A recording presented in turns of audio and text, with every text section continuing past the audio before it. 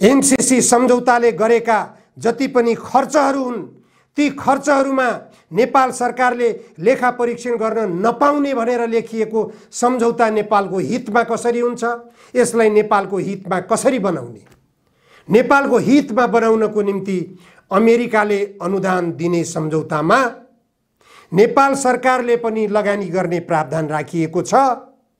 यदि नेपाल सरकारले पनि त्यसमा लगानी गर्नुपर्ने हो भने नेपालको स्वामित्वमा नेपालले आफै आफ्ना योजनाहरू छनौट गर्न पाउनु पर्यो। भारतको सहमति लिनु नपर्ने गराउनु पर्यो। नेपालको परियोजनाको लागि भारतको सहमति लिनुपर्ने प्रावधानमा नेपाली कांग्रेसका तत्कालीन अर्थमन्त्री ज्ञानेन्द्र बहादुर कार्कीले आँखामा पट्टी लगाएर दस्तखत गर्नुको कारण के हो? त्यो राष्ट्रघाती सम्झौता हो। त्यसमा राष्ट्रघाती प्रावधान उल्लेख छन् भन्ने कुरा जान्दा जान्दै किन दस्तखत गरियो?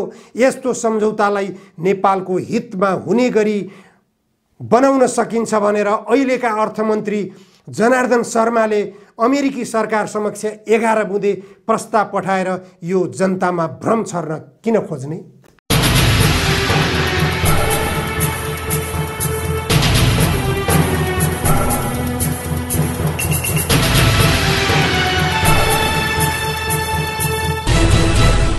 नमस्कार, जनधारणा खबरमा यहाँहरूलाई स्वागत छ।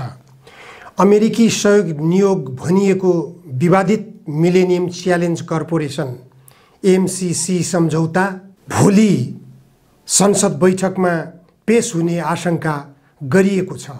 त्यसको लागि सबै संसदवादी राजनीतिक दलहरू आफ्ना पार्टीका संसदीय दलका बैठकहरू आह्वान गरिरहेका छन् र उनीहरूले एमसीसी लगायत संसदमा रहेका विभिन्न विधेयकहरू बारेमा आफ्ना निर्णयहरू लिने तयारी गरिरहेका छन्।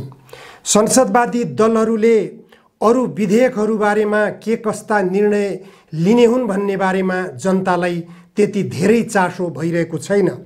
उनीहरूले खास गरेर दलहरूलाई विभाजित गर्नको निम्ति अध्यादेश मार्फत नेपाली कांग्रेस नेतृत्वको अहिलेको गठबन्धन सरकारले दल विभाजन गराउने गरी जुन अध्यादेश कार्यान्वयनमा लगेको छ त्यो अध्यादेशलाई विशेष छलफल विरोध र विवादको विषय बनाउने निश्चित छ। तर संसद बाहिर रहेका राजनीतिक दलहरू 22 राजनीतिक दलहरूले सरकारलाई खबरदारी गरेका छन्। एमसीसी सम्झौता पारित नगर, यसलाई पूर्ण रूपमा खारेज गर। यो अमेरिकी युद्ध रणनीतिसँग जोडिएको योजना हो। यो योजनामा नेपाल फस्न हुँदैन। नेपाल पञ्चशीलको सिद्धान्तमा आधारित भएर अगाडि बढ्नुपर्छ। नेपाल असंलग्न राष्ट्रहरूको सदस्य रहेको एउटा स्वतन्त्र देश हो, सार्वभौम सम्पन्न देश हो।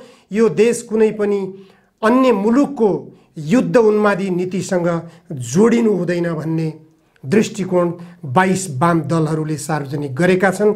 उनीहरूले विज्ञप्ति मार्फत सरकारलाई खबरदारी पनि गरिरहेका छन्।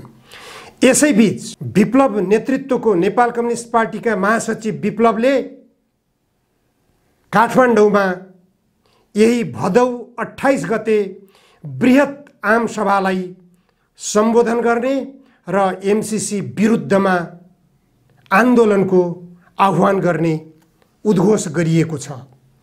विप्लव नेतृत्वको नेकपाले सार्वजनिक गरेको कार्यक्रम अनुसार भोलि भदौ 23 गते देशव्यापी रूपमा सबै जिल्ला सदरमुकामहरू, स्थानीय तह र सहरहरूमा विरोध प्रदर्शन गर्ने भएको छ। त्यसैगरी भदौ 25 गते देशव्यापी विरोध प्रदर्शन गरिने कार्यक्रम निर्धारण गरिएको छ। भदौ 26 गते सबै जिल्लाहरूमा एमसीसीसँग सम्बन्धित सम्झौता दस्तावेजहरू जलाउने कार्यक्रम निर्धारण गरिएको छ। त्यसैगरी भदौ 27 गते जिल्ला सदरमुकामहरू र मुख्य सहरहरूमा सिटी जुलुस र एमसीसी खारेज गरौँ भनेर लेखिएका बेलुनहरू उडाउने कार्यक्रम रहेको छ। विप्लव नेतृत्वको नेकपा सरकारद्वारा प्रतिबन्धित थियो। केपी ओली नेतृत्वको सरकारले 3 वर्षसम्म उक्त पार्टीलाई प्रतिबन्ध लगाएको थियो। उक्त नेकपाले भ्रष्टाचारका विरुद्ध आन्दोलनलाई उग्र रूप दिएको थियो। उसले आयोजना गरेका भ्रष्टाचारका कार्यक्रमहरूले सरकारलाई पनि भ्रष्टाचार विरुद्ध प्रस्तुत हुन बाध्य बनाएको थियो। त्यसै कारण तत्कालीन केपी ओली नेतृत्वको सरकारले भ्रष्टाचार विरुद्ध शून्य सहनशीलता भन्दै पटक पटक उद्घोष गर्दै आएको थियो। प्रधानमन्त्री केपी ओलीले प्रत्येक ठाउँमा भाषण गर्ने क्रममा भ्रष्टाचारप्रतिको शून्य सहनशीलता व्यक्त गर्दै आउनुभएको थियो। तर केपी ओली नेतृत्वको सरकार जति भ्रष्ट सरकार इतिहासमा कहिल्यै पनि नभएको पुष्टि भयो। ट्रान्सपरेन्सी इन्टरनेसनलले एसियाली मुलुकमै सरकारी स्तरबाट चरम भ्रष्टाचार गर्ने मुलुक नेपाल हो भनेर ट्रान्सपरेन्सी इन्टरनेसनलले लेख्न पुग्यो, जसले गर्दा नेपालको भ्रष्टाचारी अनुहार छर्लङ्ग भएको छ। नेपालका संसदवादी दलहरूको भ्रष्टाचारी अनुहार छर्लङ्ग भएको छ। केपी ओली नेतृत्वको सरकारलाई विस्थापित गरेर आएको सर्वोच्च अदालतको परमादेशबाट सरकारको नेतृत्व गर्न पुगेको गठबन्धन दलहरूको सरकार भ्रष्टाचारमा यो पनि लिप्त भइरहेको छ। यसले भ्रष्टाचारकै लागि अमेरिकाको युद्ध उन्मादी नीतिलाई जसरी पनि संसदबाट पास गर्ने योजना बनाइरहेको छ। त्यसका लागि नेपाली जनतालाई अभिव्यक्ति स्वतन्त्रतामा समेत अंकुश लगाउने तयारीका साथ गृह मन्त्रालय मार्फत विज्ञप्ति जारी गरेको छ र साइबर ब्युरोहरूलाई सक्रिय रूपमा मिडियाहरूमा र एमसीसी विरुद्ध रहेका सबै व्यक्तिहरूमाथि निगरानी बढाउन समेत निर्देशन गरेको खबर बाहिरिएको छ। यसले गर्दा देश स्पष्ट रूपमा आन्दोलनतर्फ गइरहेको छ। एउटा पक्ष एमसीसी को विरुद्धमा आन्दोलित भइरहेको छ भने संसदवादी दलाल राजनीतिक दलका नेताहरू उनीहरू जसरी पनि एमसीसी पास गर्ने, पार्टीका सांसदहरूलाई व्हिप जारी गरेर पार्टीको निर्णयमा बाँधेर उनीहरूलाई एमसीसी को पक्षमा मतदान गर्न लगाउने वातावरणमा लागेका छन्। उनीहरूले गर्न गइरहेको संसदीय दलका बैठकहरूको लक्ष्य यो बाहेक अरू देखिएको छैन।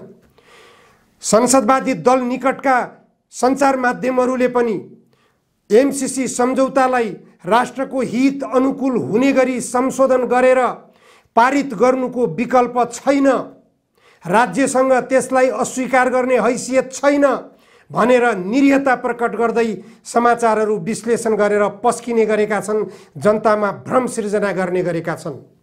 के कारणले राज्यले उक्त एमसीसी सम्झौतालाई अस्वीकार गर्न नसक्ने? श्रीलङ्काले किन अस्वीकार गर्न सक्यो? श्रीलङ्का भन्दा कुन मानेमा नेपाल कमजोर छ? बङ्गलादेशले किन अस्वीकार गर्यो? बङ्गलादेश भन्दा नेपाल के कारणले कमजोर छ? दुईवटा शक्ति सम्पन्न राष्ट्रहरू भारत र चीनको बीचमा रहेको नेपाल, यो नेपाललाई दुई देशको विकासको, दुई देशको सम्बन्धको, दुई देशको व्यापारको पुल बनाएर अगाडि बढ्न सक्ने हो भने नेपालको भविष्य धेरै सुन्दर छ। नेपालको विकास त्यसैमा निहित छ। यी दुई देशहरूलाई लडाउनको निम्ति त्यही सोचका आधारमा अमेरिका आउन खोजेको, एमसीसी को बहानामा आउन खोजेको एमसीसी सम्झौतालाई नेपालको हित हुने गरी नेपाल सरकारले कसरी बनाउन सक्छ? यो युद्ध नीतिसँग जोडिएको एमसीसी सम्झौतालाई जुनसुकै तरिकाले संशोधन गरे पनि नेपालको हित हुन सक्दैन। यो एमसीसी सम्झौता सन् 2008 देखि नेपालमा आउन चाहेको हो। सन् 2011 मा यसको बारेमा विस्तृत प्रतिवेदन बनाउने तयारी गरियो। यसको निम्ति नेपालमा सीमित दलालहरू खडा गरेर अमेरिकाले ती दलालहरू मार्फत प्रस्ताव अमेरिकालाई पेश गर्न लगाएर त्यस आधारमा एमसीसी सम्झौता अमेरिकाको वाशिंगटनमा गरिएको हो। अमेरिकी सरकारको विशेष स्वार्थ रहेको यो एमसीसी सम्झौता नेपालको हितमा कसरी हुन्छ? के कारणले नेपालको हितमा हुन्छ? नेपालको संविधानलाई निष्क्रिय बनाउन खोज्ने सम्झौता नेपालको हितमा कसरी हुन्छ? भारतको सहमतिमा यहाँ परियोजनाहरू तयार गर्नुपर्ने नेपालको हितमा कसरी हुन्छ? नेपालका जल सम्पदाहरूबाट विद्युत उत्पादन गरेर भारतको गोरखपुरमा भण्डारण गर्नुपर्ने सम्झौता नेपालको हितमा कसरी बन्न सक्छ? एमसीसी सम्झौताले गरेका जति पनि खर्चहरू हुन् ती खर्चहरूमा नेपाल सरकारले लेखा परीक्षण गर्न नपाउने भनेर लेखिएको सम्झौता नेपालको हितमा कसरी हुन्छ?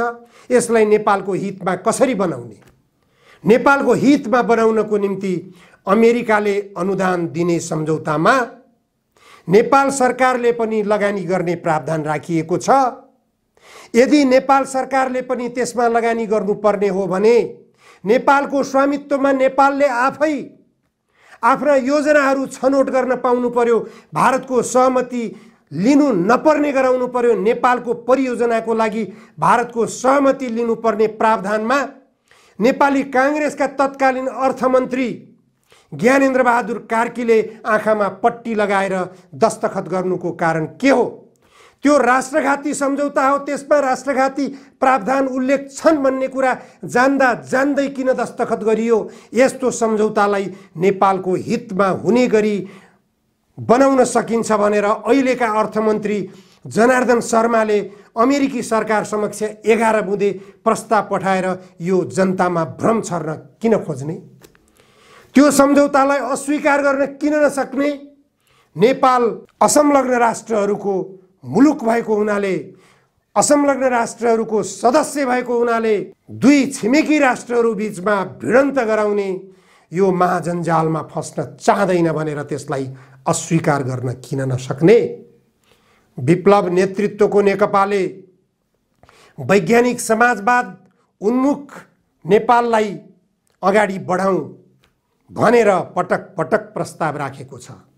त्यसको लागि जनमत संग्रहको लागि तयार बनौँ भनेर सबै संसदवादी दलका नेताहरूका घरका ढोका ढोकामा गएर अनुरोध गरिसकेको छ। महासचिव विप्लव लगायतका त्यस पार्टीका नेतृत्वहरूले आफ्नो प्रस्ताव गरिसकेका छन्। हेक्का रहोस्, तत्कालीन शेरबहादुर देउवा नेतृत्वको सरकार समक्ष यस्तै शान्तिपूर्ण अनुरोध, शान्तिपूर्ण प्रस्तावहरू लाग्दै सरकार समक्ष प्रस्तुत गर्दै 40 बुँदे प्रस्तावका नाममा पेश गरिएको प्रस्तावलाई अस्वीकार गरेका कारणले गर्दा 10 वर्षे जनयुद्धको प्रहार नेपालले भोग्नु पर्यो। 17,000 नेपाली जनताले रगत बगाउनु पर्यो।